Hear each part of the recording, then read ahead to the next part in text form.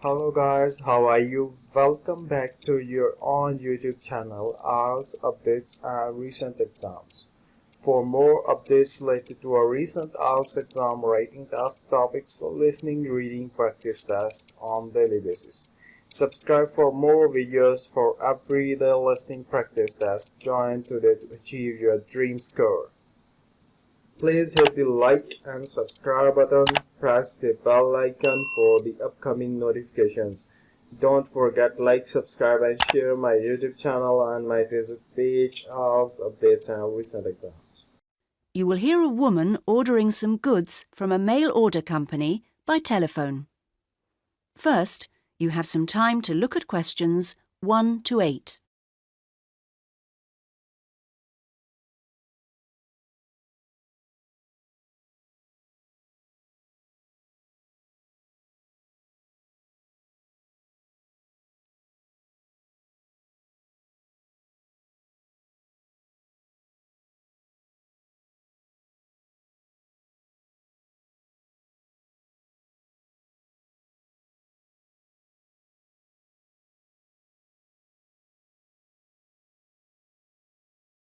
You should answer the questions as you listen, because you will not hear the recording a second time.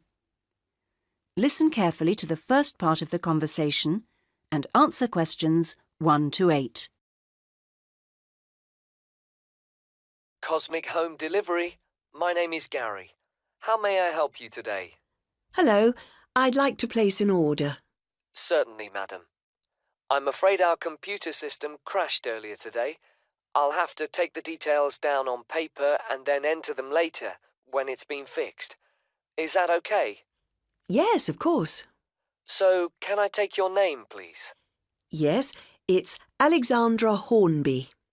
Sorry, could you spell the surname for me? H... Yes, then O-R-N-B-Y. Oh, fine. And then your address. That's number 28 Wood Road, which is in Ilford, ILFORD, and that's near Northchester. The postcode's NC1 2FR. Thank you. And do you have an account with us? I do. I've got the number here. 944-56781. Is that long enough? 8 digits? Yes, it is. Good. Now, what would you like to order today? I want a coffee table. I think there's only the one type. I expect so. Perhaps you can tell me the price. I can use that to check later, just in case there's more than one. Yes, it's £39.99p. Fine. Sorry about all these extra questions. It's no problem at all. Now, that size of order value does mean you're entitled to a free gift. Did you want to take up that option on this occasion? Yes, I do. I've already got a calculator like the one on offer, but I do like the look of the handbag, so I'd like one of those, please. Certainly. And can I just check, as an account holder, you may have been sent a voucher. Oh, yes, for a discount. Let me see. The reference number will probably start with the letter D. It does, and it continues BR29. Great. Now, how would you like your order delivered? There's standard service within a week, and then express, which comes within 2 days, or special, which means it arrives the same day. Special would be ideal, but I know it's a bit expensive, so I'll make do with express, I think.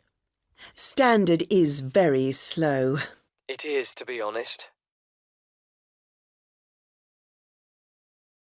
Before you hear the rest of the conversation, you will have some time to look at questions 9 and 10.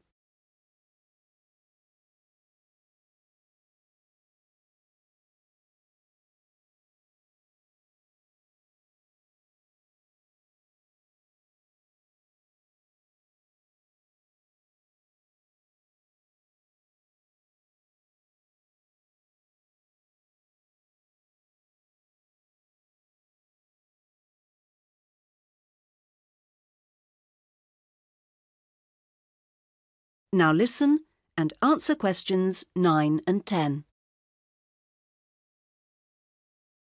Well, that's your order completed.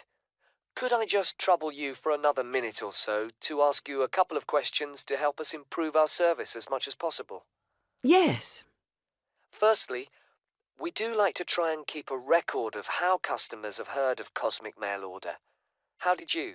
Was it from our advertising campaign? Oh, I think I would have remembered any advertisements, on TV, for example.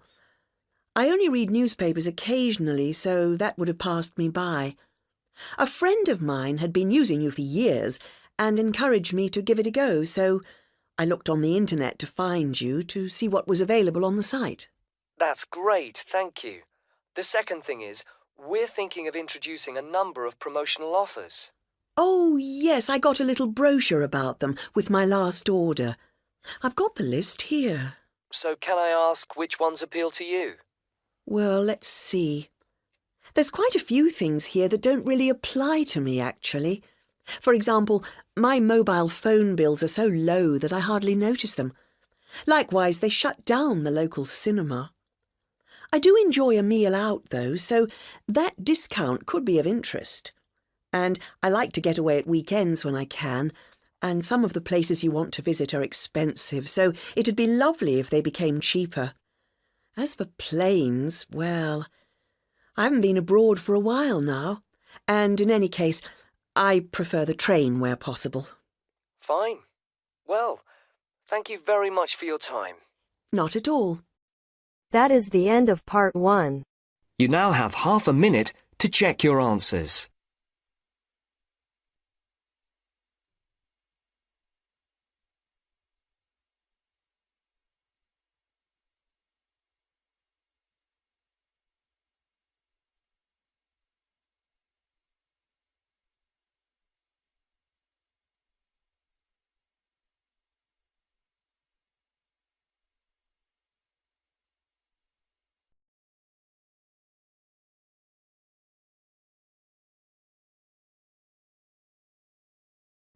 Now turns to part 2. You will hear a trainer giving a talk to a group of cyclists. First, you have some time to look at questions 11 to 15.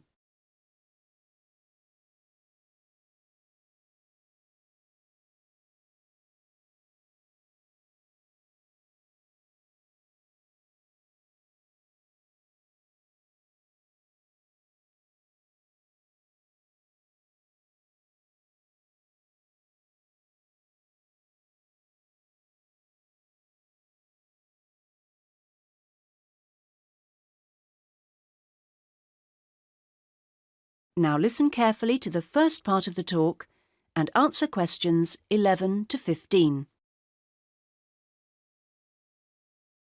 Hello, everybody. It's nice to see that so many of you made it, even on an evening as rainy as tonight. OK, now, whether you're new to cycling as a sport or are returning to it after some years' absence, I'll just go over a few basic points. Now, race preparation is a complex business, and there are many factors to consider. The first area of concern is mechanical. Now, this involves the machine itself, that is, your bike, and also, no less importantly in fact, clothing. This will protect your body and aid your performance, providing you wear the right kit. The next area to concern yourselves with is the mental. This is you as a person. You can have the best bike in the world, but you won't get the most out of it if you don't have the right mindset. So, tactics are important to consider. Another factor which is essential to a good performance is determination. You need to feel this so that you can really push yourselves to your limits. To accompany this, you also need knowledge of your bike, yourself, physics, other riders, the course, and so on. Finally, strange though it may seem after all I've said so far, you need relaxation. If you can't switch off sometimes, You won't get to recharge your batteries. OK, and that takes us on to the physical side of race preparation. The first and perhaps most obvious aspect of this is training, and we'll come to some of the details of that in a minute. Another important aspect to pay attention to is diet, and you'll soon find that if you don't eat well, you won't see yourselves performing as well as you might. Then there's also the question of style, and you'll need to learn to develop the most effective ways for each of you to deliver your performance. And the details of this depend on which kind of event you're competing in. And finally, you need to take body care into account. You need to stay healthy in order to be able to give of your best. Right, those are the basic ingredients of race preparation. Before you hear the rest of the talk, you have some time to look at questions 16 to 20.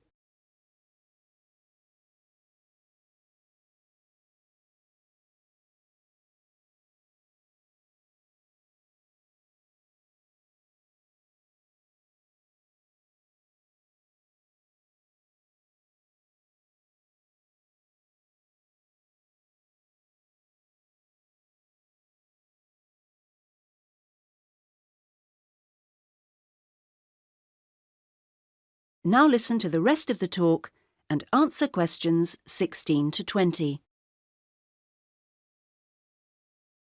Now I'd like to turn your attention to some of the details of a good training regime and what you should and shouldn't do through the year. Let's consider various activities in turn. The first thing to think about is circuit training. This is an indoor series of gym exercises designed to work on all parts of your body.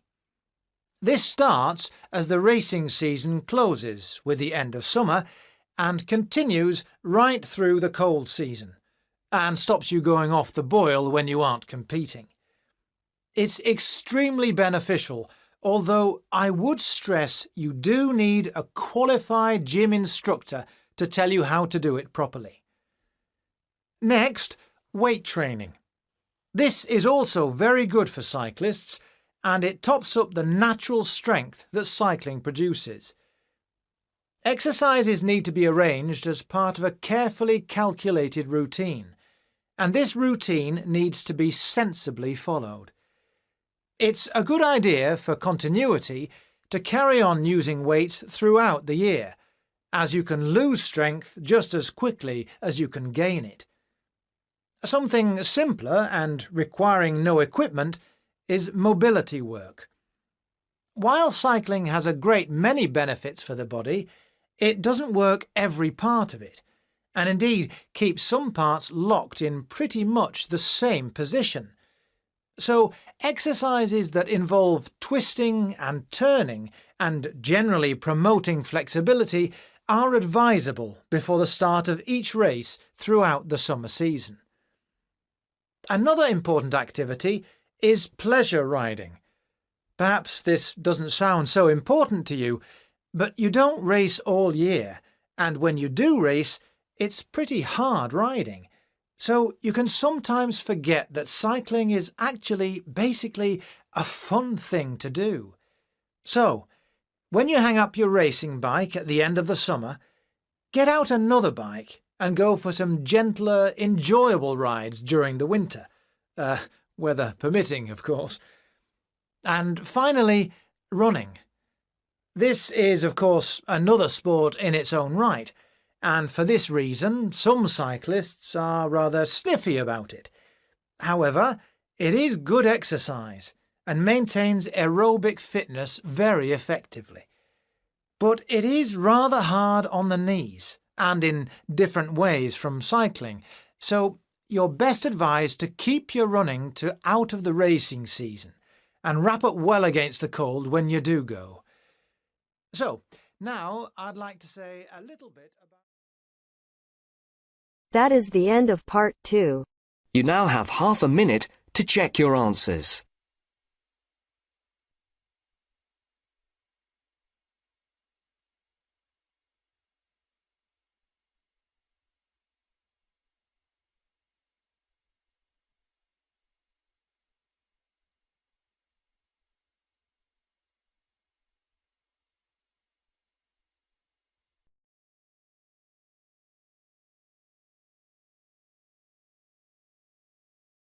Now turns to part 3. You will hear 3 students, Anna, Jane and Mark, planning a project about cinema on their Media Studies course. First, you have time to look at questions 21 to 23.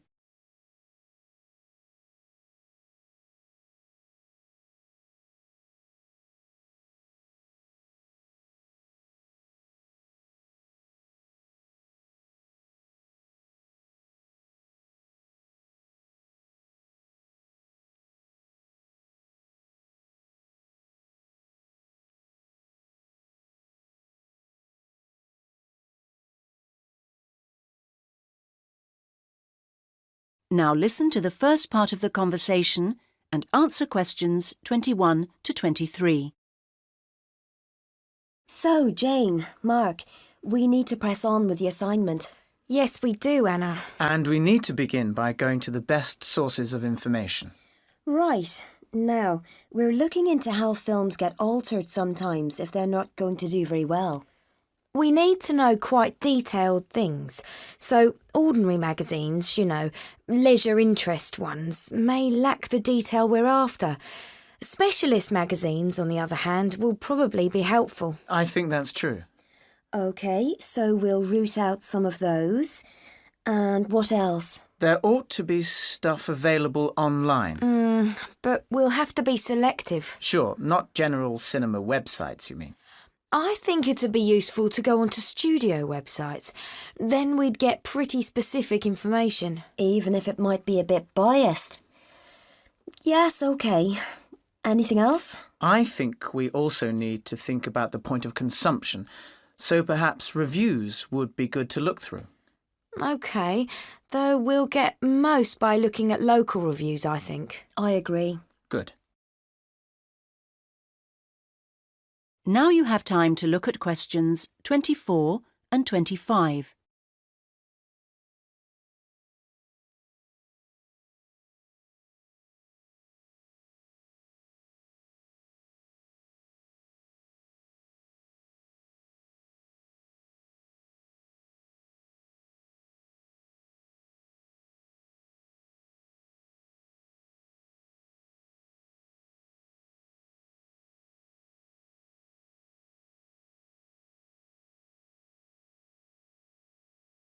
Now listen to the next part of the conversation and answer questions 24 and 25.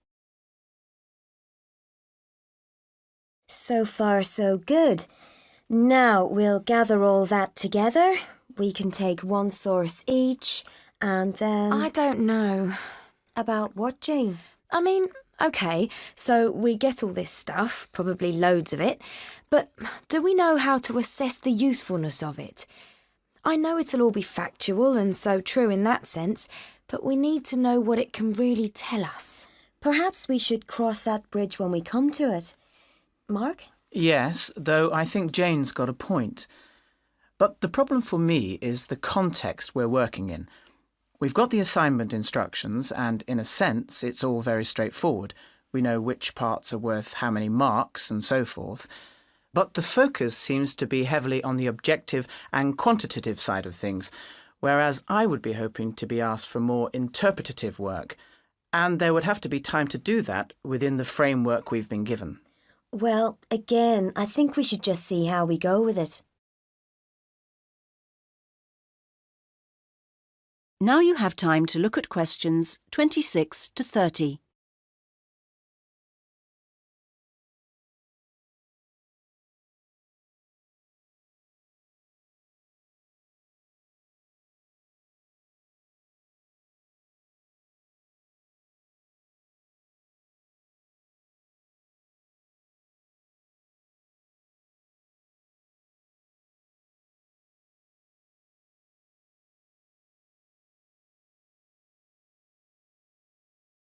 Now listen to the final part of the conversation and answer questions 26 to 30.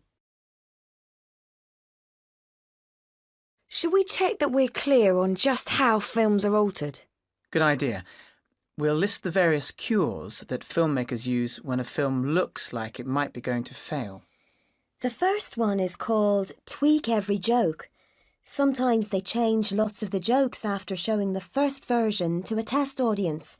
Comedy is the only film genre with a reliable formula. The more the audience laugh, the more income the film gets. And it's not very funny if your film makes a loss. And the next one they call Change the Ending. Occasionally they completely change the way a film ends. It seems a bit strange maybe, but the problem is it's far from easy to know in advance what reaction you'll get from an audience. So if it turns out after all that the test audience doesn't like your ending, you've no choice but to do another one. What's the third one? That'd be Fix the Tone. If, for example, your film begins as a kind of gentle comedy, but then gets too serious or horror-like, audiences get confused. So one thing that really matters is being consistent, you mean? Yes, that's the logic. I think audiences don't want to have to switch track. It's more complicated than people imagine, isn't it? Now, the next cure is a big one. Reshoot. This may seem drastic, but in some cases it's the only option available. It's very expensive, of course, but the film's backers will see this as protecting their investment. Are there any others? One more, and it's another big one, or at least has the potential to be a big one. It's shift the genre. And this is done when the test audience seem to only like one half of the equation, as it were.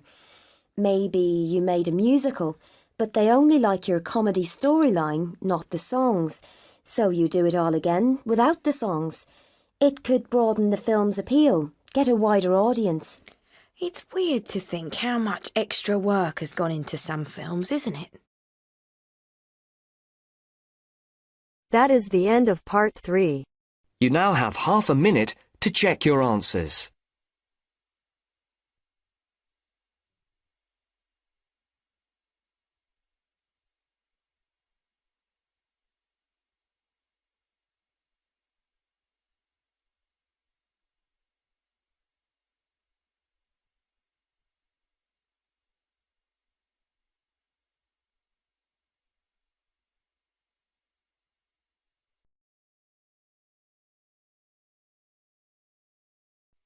Now turns to part 4.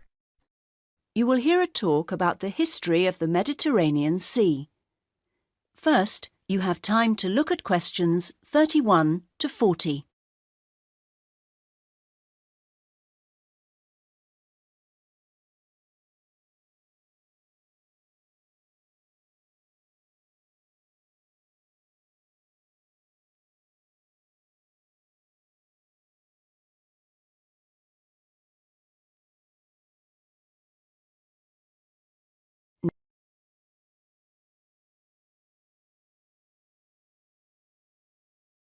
Now listen to the first part of the talk and answer questions 31 to 37.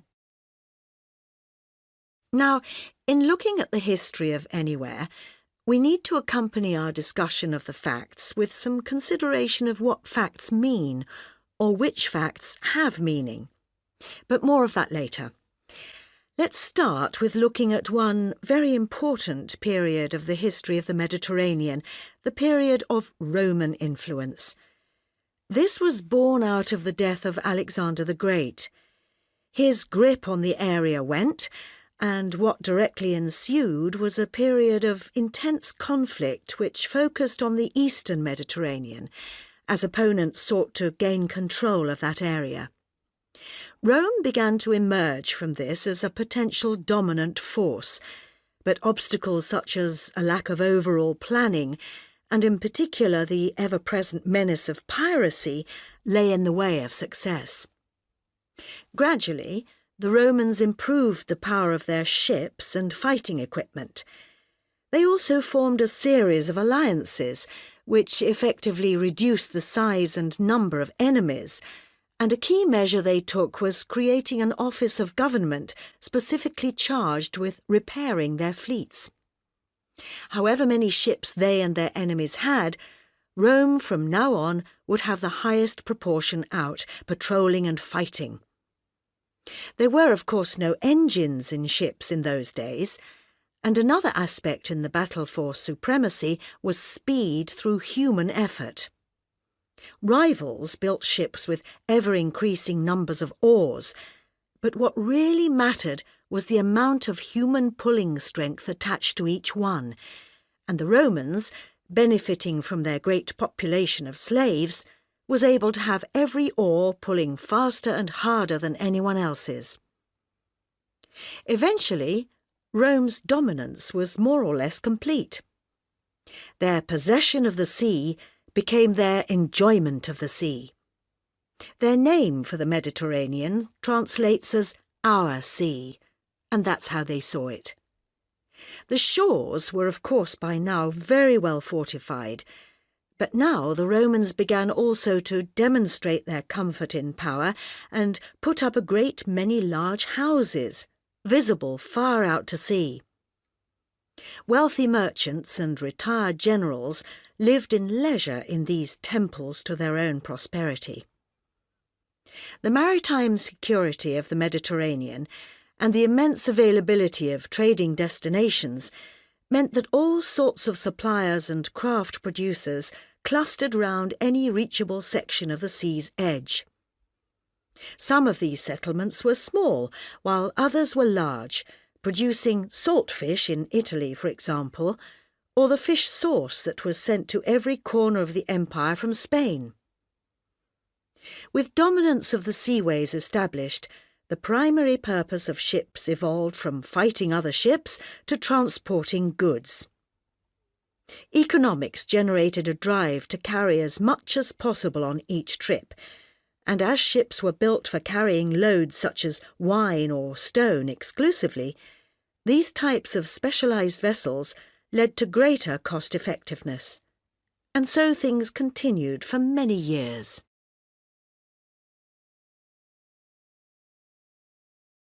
Now listen to the rest of the talk and answer questions 38 to 40.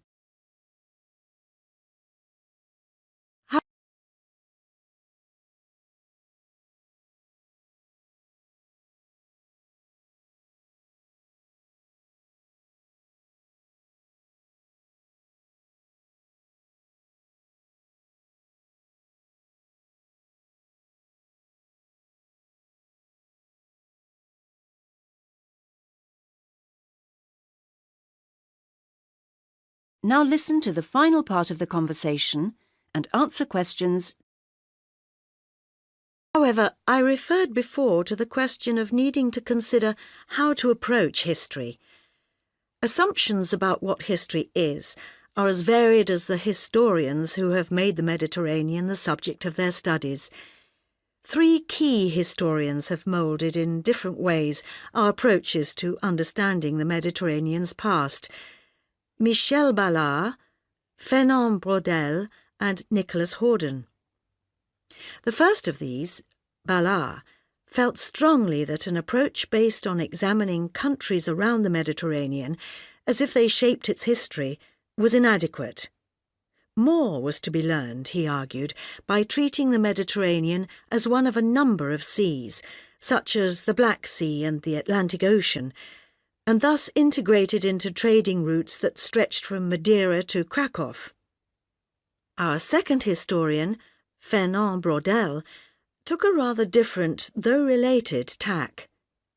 He argued that the ways societies operate, right down to their individual members' actions, is subject to permanent conditions, such as whether they inhabit mountain, plain or sea. Features of the coastline and adjacency to the waters of the Mediterranean are thus the focus of his approach. And then we can add a third way of looking at history, or at least the history of the Mediterranean, and that's the one propounded by Nicholas Horden. His arguments are asserted quite strongly, not least because he sees a greater consistency across time than many other historians have allowed for. There are those who take ecological events, particularly catastrophes such as the volcanic destruction of Pompeii, to be the shapers of different sections of the Mediterranean's history. Horden says these are simply incidents, and that the major trends ride on through them.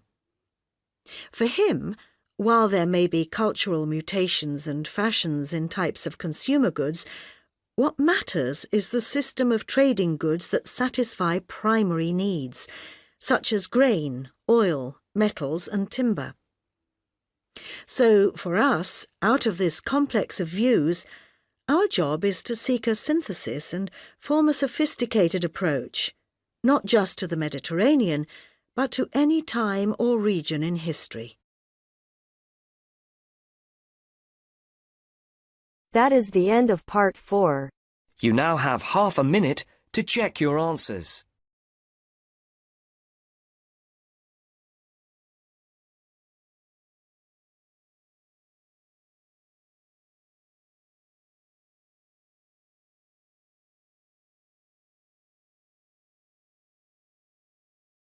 Thanks for listening. God bless you all. Don't forget like, subscribe and share my YouTube channel and my Facebook page, IELTS Updates and Recent Exam. For everyday listening practice test, for more material visit my website www.ieltsupdatesandrecentexams.com.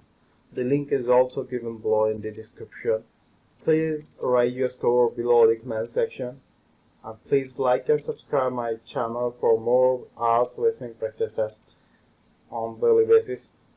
Again, thanks for listening. God bless you all.